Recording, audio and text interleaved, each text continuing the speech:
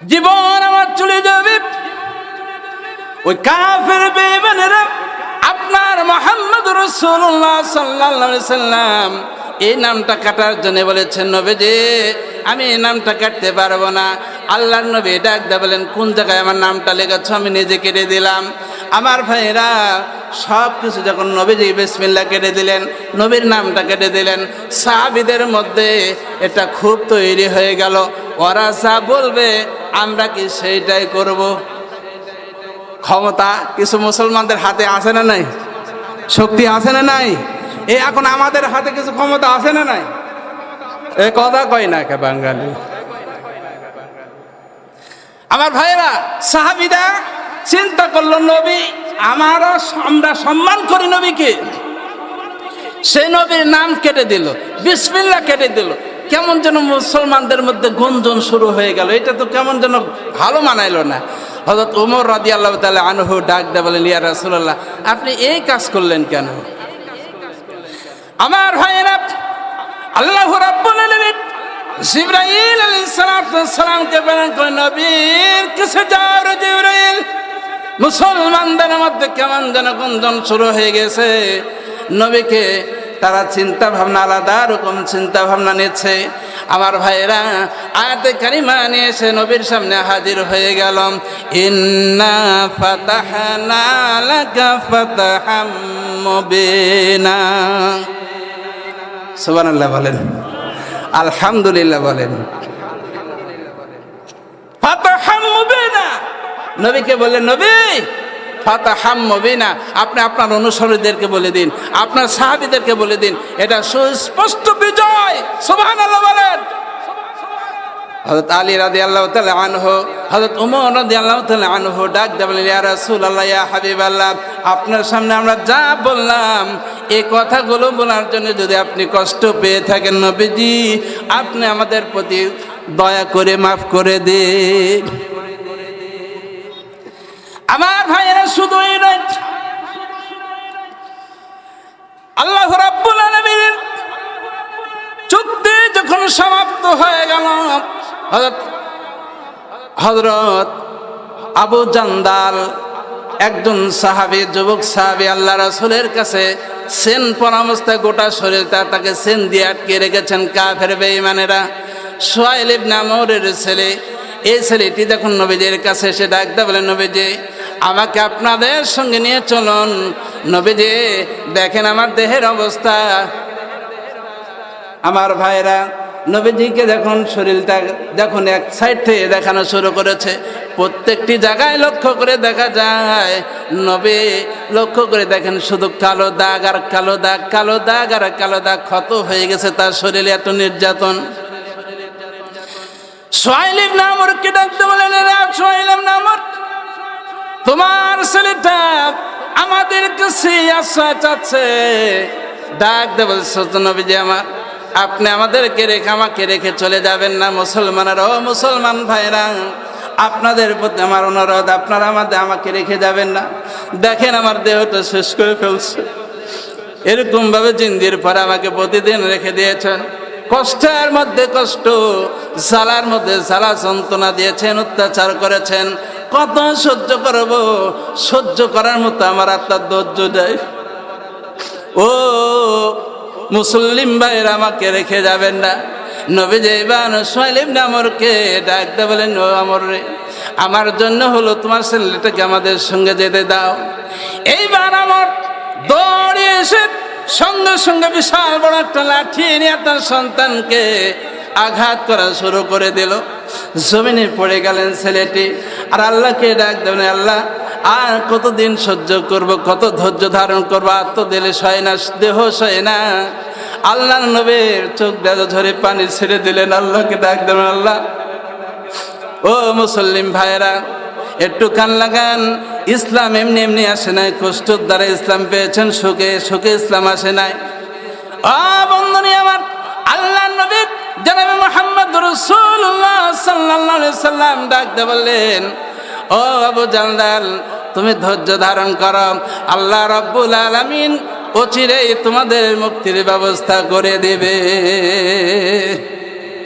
আমার ভাইরা, এই আয়াতগুলো যখন তাফসীরের মধ্যে পড়ি তখন মন চায় 2013 সাল 14 সালের দিকে তাকানো, যখন আমরা লক্ষ্য করে দেখেছি আমাদেরকে যারা পরিচালনা করতেন আল্লামা সাইদি, এরপরে আমিরে জামাত মাওলানা মতিউর রহমান নিজামী আমাদেরকে যখন পরিচালনা করতেন, যখন তাদের ফাঁসি হয়ে গেল সেই সময় তারা বলেছেন, ও যুবকের দলেরা তোমরা ধৈর্য ধারণ করো, আজকে আমাদের রক্তের বিনিময়ে একদিন এই বাংলার জমিন ইসলাম প্রতিষ্ঠিত হয়ে যাবে। আমরা লক্ষ্য করতেছি কি করি নাই? জোরে বলুন, করছি কি করি নাই? ভাইয়েরা আমার, আল্লাহর নবী জনাব মুহাম্মদ রাসূলুল্লাহ সাল্লাল্লাহু আলাইহি সাল্লাম সাহাবীদেরকে নিয়ে চলে আসলেন। এরপরে আসুন, ওয়াল্লাযীনা মাআহু আশিদ্দাউ আলাল কুফফার। দ্বিতীয় নম্বর মুমিনদের গুণ হবে যে ওয়াল্লাযীনা আমানু মাআহু আশিদ্দাউ আলাল কুফফার। কাফেরদের প্রতি তাদের হৃদয় হবে শক্ত। কি হবে? কাফেরদের প্রতি তাদের হৃদয় কি হবে? আশিদ্দা বলা হয়েছে। কাফেরদের প্রতি মুসলমানদের হৃদয় হবে শক্ত। তাহলে এখন আসুন, কাফের কারা? কাফের, কাফের শব্দ হলো আরবি শব্দ। আরবি শব্দ কাফের। কাফের শব্দ কি? আরবি শব্দ। বাংলা হলো অস্বীকার করা। বাংলা কি? অস্বীকার করা। আমরা যারা নামাজ পড়ি না, আমরা যারা নামাজ জানি নামাজ পড়তে হবে, পড়ি না, কি করলাম? আবু জেহেল জানতো আল্লাহ রাসূলকে মানলে পরকালে নাজাত, মানে নাই, কি হয়েছে? এক জোরে কর না, কি হয়েছে? কাফের হয়েছে, অস্বীকার করেছে। কাফের শব্দ একজনকে আমরা যদি প্রয়োগ করি সে মন খারাপ করে, যদি বলি অস্বীকার করে এটা মন খারাপ করে না, ঠিক না বে ঠিক? কিন্তু শব্দের অর্থ কি? কাফের শব্দের অর্থ অস্বীকার করা। এখন আমার ভাইয়েরা, কাফেররা, কাফেরদের প্রতি আল্লাহ রাব্বুল আলামিন বলছেন মুমিনেরা হৃদয় হবে শক্ত। এখন আপনারা বলতে পারেন যে আমরা যারা জামাত ইসলাম করি বা অন্যান্য দল করি বা ইসলামী আন্দোলন যারা করি, এদের পাশে বাড়ির পাশে হিন্দুরা আছে, এরা কি করি? আমাদের ধর্মের থেকে বিধর্মী ধর্ম, তারা আমাদের ধর্মকে তারা মানে তারা অস্বীকার করে। এখন আমরা চিন্তা ভাবনা করবো তাদের প্রতি আমরা শক্ত হব, কি হব? এটা কি কোরআনের কথা নাকি? হ্যাঁ, কোরআন কি বলছে জানেন? কোরআন বলছে আজকে সিরিয়ায়, আজকে ফিলিস্তিনে যে যুদ্ধ চলছে ইসরায়েলের সঙ্গে, এই যুদ্ধে যদি ফিলিস্তিনের হামাস সংগঠন যদি ইসরায়েলের সৈনিকদেরকে বলে তোমরা আমাদের বন্ধু, এই বন্ধু বলে যদি তাদের কাছে এগিয়ে যায়, তাহলে বলেন ওরা সুযোগ পেলে ওই গাজার মুসলমানদেরকে নিধন করতে তারা হাজারো চেষ্টা চালিয়ে শেষ করে দেওয়ার পরিকল্পনা করবে কি করবে না? এই জায়গায় আল্লাহ বলেছেন যুদ্ধক্ষেত্রে যখন তোমরা এসে যাবে সেই সময় তোমাদের হৃদয়ের মধ্যে যেন একটুকু দয়া সঞ্চয় না হয়। হযরত আবু বকর রাদিয়াল্লাহু তাআলা আনহু, তার সন্তান সেই সময় ইসলাম কবুল করে নাই বদরের ময়দানে।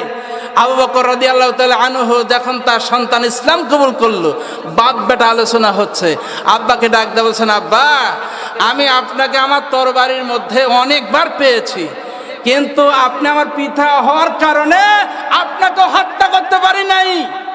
হযরত আবু বকর রাদিয়াল্লাহু তাআলা আনহু উত্তর দিয়েছিলেন, সন্তান জেনে রাখো, আমার তরবারির মধ্যে যদি তুমি পড়তে, আমি সন্তান হিসেবে তোমাকে খাতির করতাম না, আমি তোমাকে হত্যা করি ছাড়তাম। সুবহানাল্লাহ বলবেন না? আমার ভাইয়েরা, যখন মান আহাব্বা লিল্লাহ ওয়া মান আবগাদা লিল্লাহ, কার জন্য ভালোবাসা? জোরে বলুন, কার জন্য ভালোবাসা? একজনকে ভালোবাসবো আল্লাহর জন্যে, একজনের সাথে শত্রুতা করব কার জন্যে? আল্লাহর জন্য। আবু বকর জানিয়ে দিয়েছেন, রে আমার সন্তান, আমি ভালোবাসবো তোমাকে আল্লাহর জন্য, আমি তোমাকে শত্রু মনে করবো আমার আল্লাহর জন্য। ওই বসনিয়া চেচনিয়া যারা যুদ্ধ চলছে, এরা যদি মনে করে প্রতিপক্ষকে দুর্বল ভেবে তাদের সাথে যে বন্ধুত্ব করে তারে নিধন করতে বেশি সময় লাগবে না। ওই হেজবুল্লাহ যদি এখন মনে করি ইসরায়েলের সঙ্গে বন্ধুত্ব যদি করতে চায়, হেজবুল্লাহকে নিধন করতে বেশি সময় লাগবে না। এই সময় আল্লাহ বলেছেন তোমরা সেই সময় শক্ত হাতে তাদেরকে দমন করো, দমন যদি না করো, এক সময় তোমাদেরকে শেষ করতে তারা এতটুকু দ্বিধা দ্বন্দ্ব করবে না। ঠিক না ঠিক? তার ভিডিও রেকর্ড মানে কল রেকর্ড একটা ফাঁস হয়েছে। যদি এইবার সুযোগ পায় তাহলে আমি যা বলে থাকি তা করে থাকি। এই কথা শোনেন না আপনারা? শুনছেন কি শুনছেন না? উনি বলেছেন আমি এবার যদি সুযোগ পাই আমি যা বলে থাকি করে থাকি। তার মানে কি, আমরা যতটুকু শান্তিতে তাদেরকে রেখেছি, ওরা যদি এবার সুযোগ পায় কচু কাটা কাটবে। চিন্তা করলেন মাথার মধ্যে কচু কাটা কাটবে, এই চিন্তা ভাবনা করে সামনের দিকে এগোতে হবে আমাদের। ঠিক না ঠিক? আল্লাহ বলছেন আশিদ্দাউ আলাল কুফফার, দুর্বল কখনো কাফেরদেরকে ভাববেন না। আমার ভাইরা এখন প্রতিবেশী এরা হলো বিধর্মী, এদের প্রতি আমাদের কি করতে হবে? আল্লাহ রাসূল বলেছেন লা ইয়ারহামুল্লাহু মান লা ইয়ারহামুন নাস। আল্লাহ রাসূল বলেছেন যে ব্যক্তি মানুষকে ভালোবাসে না, দয়া করে না, আল্লাহও তাকে ভালোবাসে না। লা ইয়াদখুলুনাল জান্নাতা, ওই ব্যক্তি কখনো জান্নাতে প্রবেশ করতে পারবে না যতক্ষণ পর্যন্ত তার প্রতিবেশীর সঙ্গে ভালো আচরণ না করবে। এই জায়গায় এখন আসুন, প্রতিবেশী আদিবাসী হতে পারে, প্রতিবেশী খ্রিস্টান হতে পারে, প্রতিবেশী হিন্দু হতে পারে, প্রতিবেশী ইহুদি হতে পারে, বৌদ্ধ হতে পারে, নাসারা হতে পারে।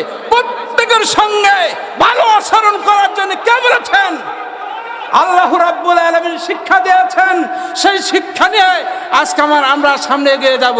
আমাদের আদর্শ দিয়া, রাসূলুল্লাহ সাল্লাল্লাহু আলাইহি ওয়াসাল্লামের আদর্শ দিয়া মুসলিম হয়েছেন মানুষেরা। আমার ভাইয়েরা, আল্লাহ রাসূল জনাবে মুহাম্মদ রাসূলুল্লাহ সাল্লাল্লাহু আলাইহি ওয়াসাল্লাম মদিনার মসজিদে একজন কাফের মদিনার মসজিদে দাঁড়িয়ে পেশাব করতেছে। হযরত ওমর রাদিয়াল্লাহু তাআলা আনহু ডাক দিয়ে বলছেন ইয়া রাসূলুল্লাহ, এই কাহিনী কেন? আমাকে খালি হুকুম দেন আর আমি সাইজ করবো, আমাদের উপাসনা পেশাব করে? আল্লাহ রাসূল ডাক দিয়ে বলছে ওমর একটু দাঁড়াও। ও ভালোভাবে পেশাব করেনি। সুবহানাল্লাহ বলেন। আল্লাহ রাসূল যদি বলতো ওমর সাইজ করো, আরে সাইজ করো, এই ব্যক্তি বলবে যে আমি আগে যেটা ভাবতাম সেইটা মুসলমানদের মধ্যে আছে। আমার ভাইয়েরা, রাসূলের উদারতা দেখে এই ব্যক্তি যখন রাসূলের উদারতা দেখলেন, ডাক দিয়ে বললেন ইয়া রাসূলুল্লাহ, ইয়া হাবিবাল্লাহ, আমি ভেবেছিলাম আপনাদের উপসলা আমি যখন এরকম বেয়াদবি কাজ করব, আপনারা আমাকে হয় আইনের আওতায় নিয়ে যাবেন, নাহলে শাস্তির ব্যবস্থা করবেন। যে উদারতা দেখাচ্ছেন ইয়া রাসূলুল্লাহ, আর দেরি নয়, এক্ষুনি আমাদের মুসলমান বানিয়ে দেন। সুবহানাল্লাহ বলবেন না?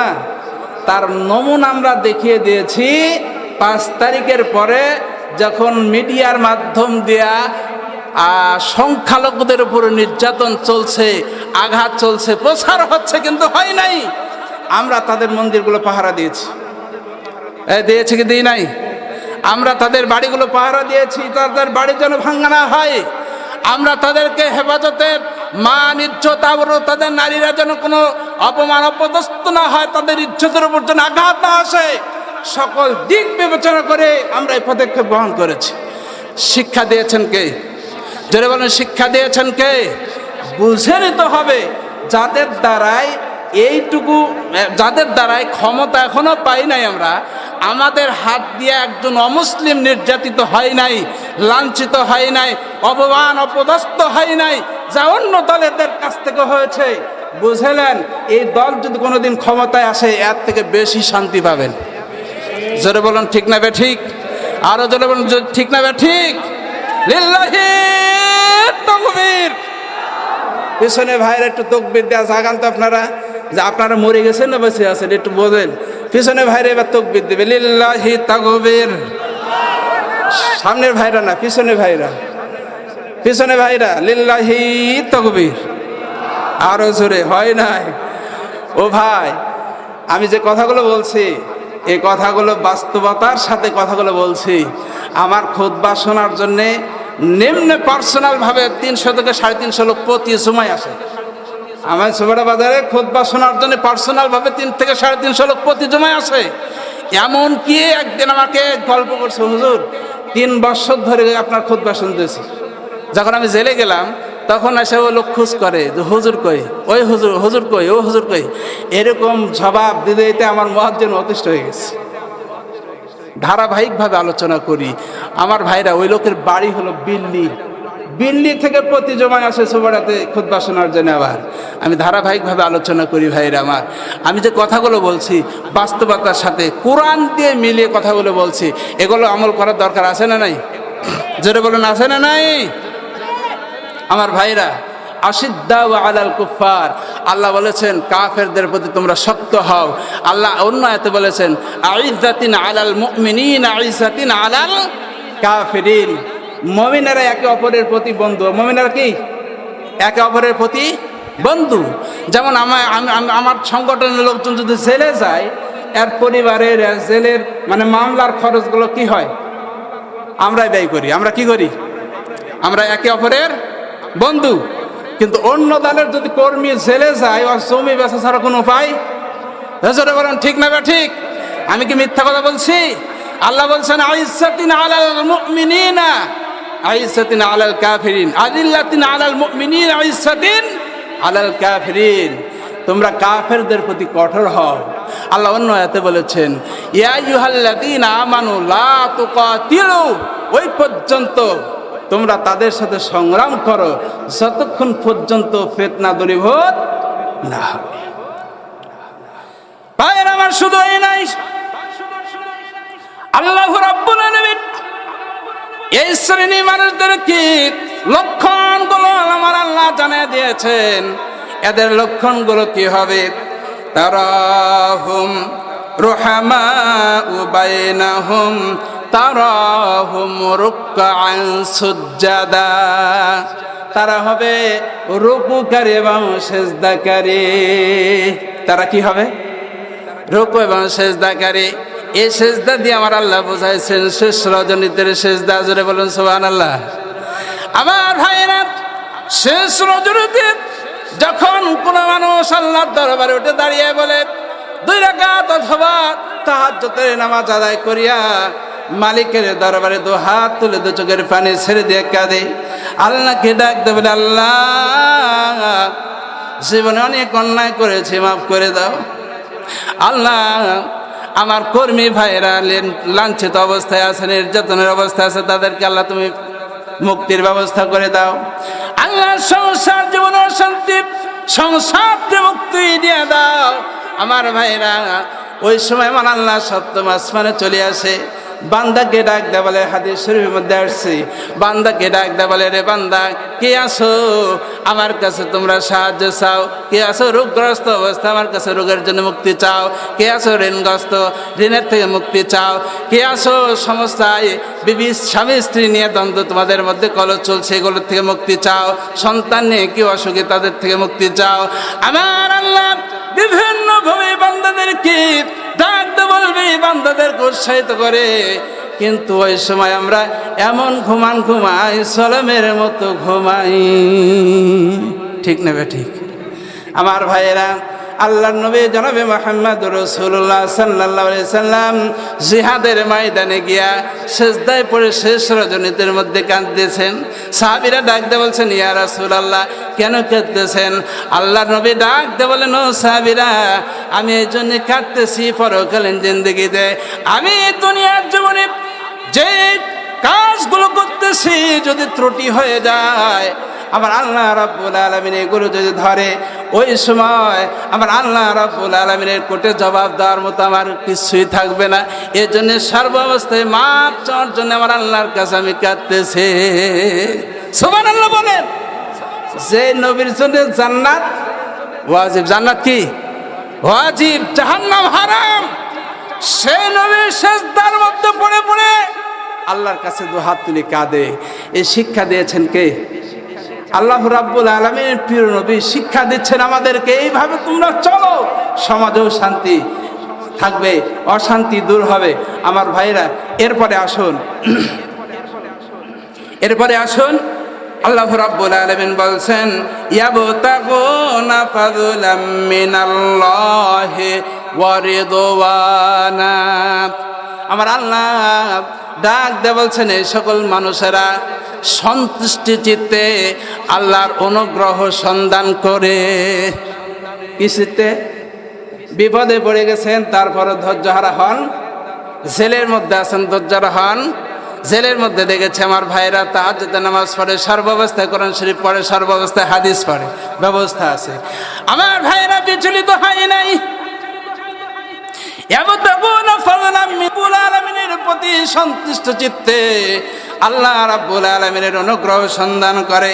আমার ভাইরা অপর আয়াতে বলেছেন, সময় সংক্ষিপ্ত চলে আসছে, মাহুম ফি বুজুহিহিম মিন আসারিস সুজুদ, সীমাহুম ফি বুজুহিম, তাদের চিহ্নগুলো তোমরা দেখবে, মিন আসারিস সুজুদ, সেজদা দিয়া দিয়া তাদের কপালগুলো কালো হয়ে গেছে। কি হয়ে গেছে? সেজদা দিয়া দিয়া কপালগুলো কালো হয়ে গেছে। এখন আপনারা বলতে পারেন, যারা ঘুষ খায়, এই কিছুদিন পূর্বে আমি যখন জেলে গেলাম, আমার বড় ভাই গল্প করছে, আরে ভাই একসঙ্গে নামাজ পড়লাম, জোহরের নামাজ পড়ে আমি উপজেলায় আসলাম, একটা কাগজ দিবে, কাগজটা দেওয়ার জন্য একটা সই করবে, আমার কাছ থেকে 2000 টাকা নিচ্ছে। নামাজ পড়ছে একসঙ্গে, নামাজ কি করছে? জোহরের নামাজ একসঙ্গে আদায় করছে, 2000 টাকার বিনিময়ে কাগজটা খালি ফাইল থেকে বের করে দিবে। কি করে দিবে? কয় হাজার? এরা হালাল না হারাম? নামাজ যেটা বললো, আল্লাহ রাসূল বলেছেন, লা ইয়াদখুলুনাল জান্নাতা গুযিয়া বিল হারাম, হারাম খাদ্য দিয়া তুমি সেই যেই সুন্দর দেহটা হৃষ্টপুষ্ট করেছ, এই দেহ কখন আল্লাহর জান্নাতে যাবে? কখনো জান্নাতে যাবে না, আশা করেন না। এই কপালে পড়েছে, দাগ পড়ে গেছে নামাজ পড়ে। ঘুষ ছাড়া সে কিছুই চেনে না, ক্ষমতার অপব্যবহার করে। এরপরে নামাজ পড়ে আপনি যারা কৃষক আছেন, জমির আল ঠেলতে একটুকু দ্বিধা করে, আছে না নাই? নামাজ পড়ে গরু হাটা গিয়ে মিথ্যা কথা বলে, এরকম আছে না নাই? নামাজ পড়ে এই উকালতির বারান্দায় গেলে যারা গিয়েছেন, হাজারো মিথ্যা কথা, একটা কেস সত্যি হয় না। 100টা যদি কেস হয়, 10টা সত্য আর 90টা কি মিথ্যা বানোয়াট। আমার যে কেসের বিবরণগুলো লিখছে, আমি তখন উকিলকে বললাম, এইভাবে লিখছেন কেন? এগুলো তো আমার সাথে মিলই নাই। কোথায়, আপনি তো সোজা সরল মানুষ, এইভাবে না লিখলে কি আপনি কেস থেকে জিততে পারবেন? আমার জেতার দরকার নাই, আমার যদি রায় হয় জেলখানা বসে থাকবে, তো 70 কথা যেন দেখা হয়। সুবহানাল্লাহ বল। আর জেলের মধ্যে তো আরাম তো ভাই, যারা জেল ভয় পান, এটা তো ভয়ের কারণ নয়। আসলে সেখানে শুধু আমি একটা অনুভব করেছি কি জানেন, যদি বিবি বাল বাচ্চা যদি না থাকে, জেলই নিরাপদ। ঠিক না ভাই? ঠিক। কারণ 3 সন্ধ্যা খাবার, খাবারগুলো ডালগুলো খুব সুন্দর, বাড়িতে ওরকম ডাল হয় না, তরকারিটা একটু খারাপ হয়, ডাল খুব সুন্দর। এই ডাল দিয়ে প্রতি সন্ধ্যা যদি ভাত খান, তো আপনার দেহ এমনি মোটা হয়ে যাবে। তাহলে জেলখানা কে? আমি ভাবেছি শুধু বিবি বাল বাচ্চা যদি না থাকে, জেলখানায় নিরাপদ। তার মানে আমি একটা ছেলেকে দেখেছি, কারারক্ষী জিজ্ঞাসা করে, কয়েকদিন আগে তো তুই জেল থেকে বের হলি, তখন এই বলছে যে, স্যার কি করব, বাড়িতে গেলাম, আমার মা খুব কষ্ট করে জামিন করে বের করেছে, এখন বাড়িতে যাচ্ছি, এখন চিন্তা করলাম যে যেহেতু বাড়িতে যাচ্ছি, তাহলে গাঁজার 2টা পুড়ে নেওয়া যায়। কি নেওয়া যায়? তো স্যার গাঁজা পুড়ে নেবার যায়, আবার পুলিশে ধরছে। এখন চিন্তা করে দেখলাম, বাড়িতে আমার বউ নাই, সওয়ালও নাই, মা শুধু আছে, তা আমি খাটতেও পারি না, তা আমার জেলে আমার জন্য নিরাপদ। কি বুঝছেন কথা? এই জন্য আমার ভাইরা বলতে চায়, জেল হলো, যদি আপনার বিবি বাল বাচ্চা না থাকে, জেল নিরাপদ, আরামের জায়গা। খাবেন আর ঘুমাবেন, খাবেন আর ঘোরাবেন, ইবাদত করবেন। এই জন্য বলছেন আল্লাহ, সীমাহুম ফি বুজুহিহিম, তাদের মুখমণ্ডলে চিহ্ন থাকবে। তার মানে এই চিহ্নটাকে কিসের চিহ্ন বোঝানো হয়েছে জানেন? আল্লাহ রাব্বুল আলামিনের পক্ষ থেকে মাথাটা সর্বমর্যাদা সম্পন্ন দেহের সব থেকে বেশি দামি কোন জায়গা? এই মাথা। কোন জায়গা? জোরে কন্যা, কোন জায়গা? মাথা। এই মর্যাদা সম্পন্ন জায়গা আল্লাহর পক্ষ থেকে, ক্বালা লাহু রাব্বুহু আসলিম, আল্লাহর পক্ষ থেকে যে বাণী এসেছে মাথাটা নোয়া দিয়ে বলছেন আসলিম, আমি মেনে নিলাম। কি কথা আমার বোঝেন নাই? আল্লাহর পক্ষ থেকে যে কথাগুলো এসেছে, যে বাণীগুলো এসেছে, আমি মাথা পেতে আসলিম, আমি মেনে নিলাম। আমার ভাইয়েরা, আল্লাহ রাব্বুল আলামিন বলেন এই শ্রেণীর মানুষদের লক্ষণ পেয়ে যাবে, যালিকা মাসালুহুম ফিত তাওরাত, এই শ্রেণীর মানুষদের লক্ষণ পেয়ে যাবে তাওরাত, ওয়া মাসালুহুম ফিল ইনজিল, ইনজিলের মধ্যে পেয়ে যাবে।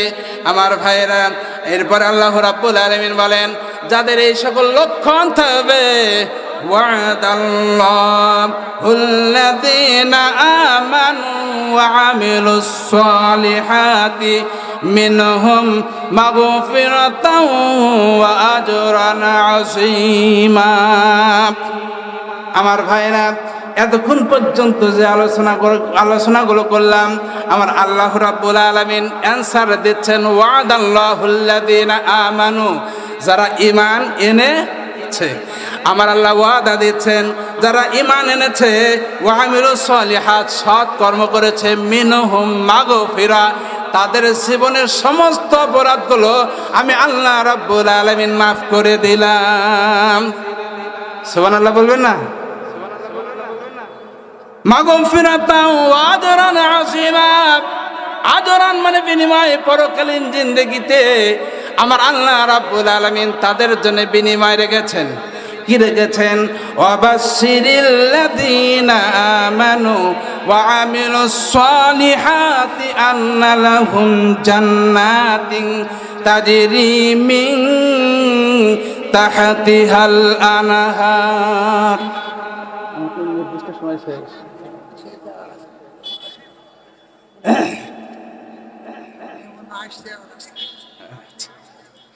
মানে আমি আবার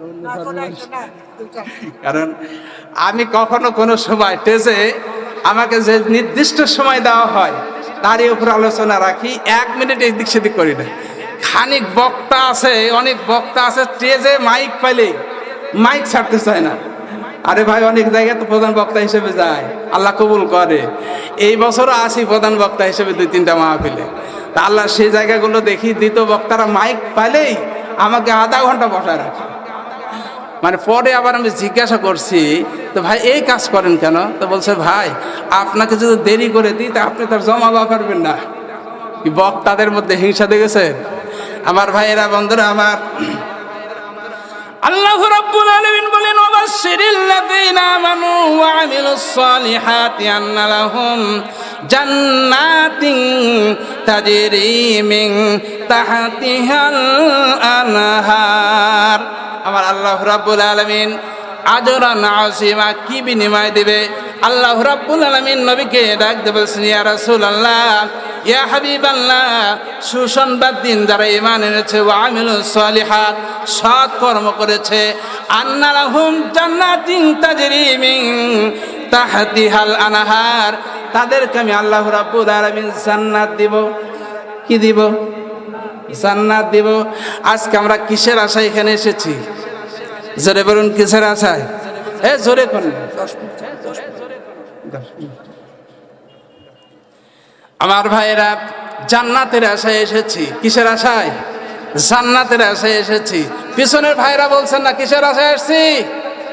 জোরে কোন, কিসের আশায়? জান্নাতের আশায় এসেছি। আন্না লাহুম জান্নাত, সে জান্নাত আমাদেরকে দিবে, কিন্তু এর সাথে কিছু দিবে। কি দিবে? এর সাথে কিছু দিবে, দিবে না? আমার ভাইরা, এই দুনিয়ার জমিনে আমরা আদম আলাইহিস সালামকে যখন আমার আল্লাহ তৈরি করলেন, আল্লাহ রাব্বুল আলামিন আদমের মন মানসিকতা দেখলেন অস্থিরতা ভাব। কি ভাব আছে? অস্থিরতা। আদম আলাইহিস সালামকে আমার আল্লাহ ডাক দিলেন, আদম রে, তোমার মাঝে দেখতেছি অস্থিরতা তোমার মধ্যে বিরাজ করতেছে। আদম রে, কেন? আল্লাহ রাব্বুল আলামিন আদমকে যখন প্রশ্ন করলে, আদম উত্তর দিলেন, আয় আল্লাহ তাআলা, কেমন যেন আমার মধ্যে একটা শূন্যতা বোধ করতেছে। কি বোধ করতেছে? যারা আমরা বিয়ে করেছি, বিয়ে কর ধরেন আজকে মাহফিল করে যারা বাড়ি যাব, বাড়ি যাওয়ার পরে যদি আমাদের যারা বিয়ে করেছি, যে ঘরে আপনার বউ থাকে, বাবা আমার বউ থাকে, ওই ঘরে যদি বউ না থাকে, তাহলে ভিতরে কিরকম হবে? ভেতরে কন্যা এর নামে তো আমি বাস্তবতার সাথে কথা বলি। কি কি মনে হবে? সওয়াল মানে বাচ্চাকে বলবে তোর মাও করে, তোমার বাচ্চা বলবে যে আম্মা তো আমার সঙ্গে ঘুমাইছে, আমরা ঘুমাই গেছে, আম্মা কই গেছে না গেছে আমরা কি বুঝতে পারবো, খুলতে পারবো? তাহলে বাড়িতে যাওয়ার পরে যখন বিবিকে দেখবো না, বিবিকে না দেখার কারণে আমার দিলের মধ্যে শূন্যতা বোধ করবে, ঠিক না? ঠিক। আল্লাহ রাব্বুল আলামিন বলছেন এই শূন্যতা আমি আল্লাহ তাবারক ওয়া তাআলা আন্না লাহুম জান্নাত, এই জান্নাত যখন দান করব তাদেরকে বেড়ানোর জন্য, ঘোরার জন্য হুর দিব। সুবহানাল্লাহ, জোরে বলে। এই হুর সেই হুর না, দুনিয়ার হুর তো নাক ঘুষলে ফুটা বেরোয়। তো সুন্দর জান্নাত আমাদেরকে হুর দিবে, 70টা পর্দা থাকবে, তাদের দেহগুলো 70টা পর্দার মধ্যে থেকে দেখা যাবে। সুবহানাল্লাহ বলেন। এই হুর কে কে জান্নাত সহ চান? দুহাত তুলে আল্লাহ দেখান। লিল্লাহি তাকবীর, লিল্লাহি তাকবীর। আয় আল্লাহ তাআলা, তোমার বান্দারা যারা হাত উত্তোলন করেছে, আমি যা আলোচনা করেছি তোমার বান্দারা বুঝেছে? কে কে বুঝেন নাই একটু আওয়াজ দিয়ে বলেন যে আমি বুঝি নাই। সবাইকে আমার আলোচনা বুঝেছেন? সবাইকে আমার আলোচনা বুঝেছেন? সবাইকে আমার আলোচনা বুঝেছেন? আলোচনা কে কে বুঝেছেন হাত তুলে আল্লাহরে দেখান। যারা হাত তুলবেন আল্লাহর সাথে গাদ্দারি করবে, মৃত্যুর সময় যেন কালমা নসিব না হয়, দু হাত তুলে আল্লাহরে দেখান। আমরা সকলেই বুঝেছি। আল্লাহর কাছে আমরা বললো, আল্লাহ আমার প্রত্যেককে ভাইকে তুমি কবুল করুন, সবাই বলুন আমিন। ইসলামের জন্য কবুল করুন, সবাই বলুন আমিন। রাসূলের দ্বীনের জন্য কবুল করুন, বলুন আমিন। কোরআনের জন্য কবুল করুন, সবাই বলুন আমিন। আল্লাহ আমাদের জীবনের অপরাধগুলো ক্ষমা করে দিন, সবাই বলুন আমিন। সম্মানিত ভাইরা আমার, আমি আলোচনায় যতটুকু আলোচনা করেছি, এই আলোচনার মধ্যে যা আমরা বুঝেছি আমাদের জীবন গড়বার আল্লাহ তাবারক ওয়া তাআলা তৌফিক দান করুন, সবাই বলুন আমিন। আখির দাওয়ানা আনিল হামদুলিল্লাহি রাব্বিল আলামিন। আসসালামু আলাইকুম ওয়া রাহমাতুল্লাহ। সুবহানাকাল্লাহুম্মা ওয়া বিহামদিকা আশহাদু আল্লা ইলাহা ইল্লা আনতা আস্তাগফিরুকা ওয়া আতুবু ইলাইক।